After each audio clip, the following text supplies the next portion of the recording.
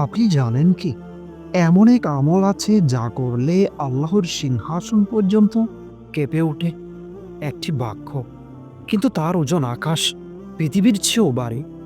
রাসূল করিম সাল্লাল্লাহু আলাইহি ওয়াসাল্লাম বলেছেন, যেই ব্যক্তি বলে সুবহানাল্লাহি ওয়া বিহামদিহি সুবহানাল্লাহিল আযীম, তার এই তসবিহ আল্লাহর সিংহাসন পর্যন্ত পৌঁছে যায়। ভাবুন তো, মাত্র কয়েক সেকেন্ডের একটি বাক্য, আর সেই আমলেই আপনি পৌঁছে যাচ্ছেন আকাশের উপরে, রহমতের সিংহাসনের দরজায়। যখন দুঃখ থাকবেন, কষ্টে থাকবেন, শুধু বলুন সুবহানাল্লাহি ওয়া বিহামদিহি সুবহানাল্লাহিল আযীম। বলুন মন থেকে, দেখবেন বার হালকা হয়ে যাচ্ছে। কারণ আপনি এমন একটি আমল করেছেন যা আল্লাহর সিংহাসন নাড়াবে। দিনে অন্তত ১০০ বার বলুন, অলৌকিক প্রশান্তি আপনি নিজেই টের পাবেন ইনশাআল্লাহ।